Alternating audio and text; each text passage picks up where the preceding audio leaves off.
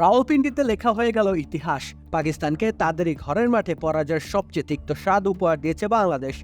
এর আগে যে পাকিস্তানকে কখনোই হারাতে পারেনি বাংলাদেশ, সেই পাকিস্তানকে টানা 2 টেস্ট ম্যাচে হারিয়ে দিয়েছে টাইগাররা। তৃতীয় টেস্টে রেকর্ড গড়া রান তাড়া করে জিতেছে বাংলাদেশ। 185 রানের লক্ষ্যমাত্রা টপকে গেছে নাজমুল হোসেন শান্তরা। এখন অব্দি বাংলাদেশের রান তাড়া করে জয় পাওয়া ম্যাচগুলোর মধ্যে এটি রয়েছে তৃতীয় অবস্থানে। তবে সবচেয়ে চমকপ্রদ বিষয় সম্ভবত অন্যটি। এখন অব্দি নিজেদের টেস্ট ইতিহাসে 3টি সর্বোচ্চ রান তাড়া করে জয়ই এসেছে বিদেশের মাটিতে। বাংলাদেশ দল টেস্ট ক্রিকেটে বরাবরই নড়বড়ে এক দল। প্রায় 2 যুগের টেস্ট যাত্রায় ঐতিহাসিক জয় এসেছে খুব সামান্যই। বিদেশের মাটিতে গিয়ে সিরিজ জেতার নজিরও খুব একটা নেই।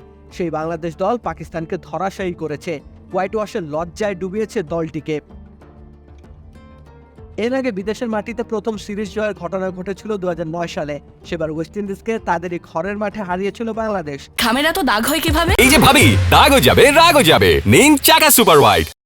সিরিজের দ্বিতীয় টেস্টে ক্যারিবিয়ানরা 215 রানের টার্গেট ছুড়ে দেয় বাংলাদেশকে। সেই ম্যাচটি বাংলাদেশ জিতেছিল 4 উইকেট ব্যবধানে। সেটি বাংলাদেশের সর্বোচ্চ রান তাড়া করে জেতা ম্যাচ।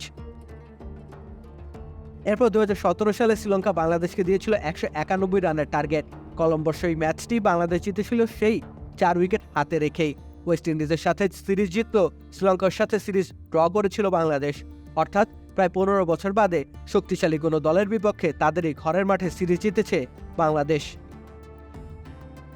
পাকিস্তানের সাথে সিরিজ জয় অন্য যে কোনো দিক বিবেচনায় বাংলাদেশের ইতিহাসের সবচেয়ে বড় জয়। এই পাকিস্তানের বিপক্ষে জয় পেতে বহুকাল ধরে অপেক্ষা করতে হয়েছে টাইগারদের। 2003 সালের মুলতানের দুঃখ বয়ে বেড়াতে হয়েছে দীর্ঘদিন। সেই অপেক্ষার শেষটা হলো মধুরতায়। ঘরের মাঠে হোয়াইট ওয়াশের লজ্জায় পড়েছে পাকিস্তান। রাকিব হোসেন রুম্মান, খেলা 71।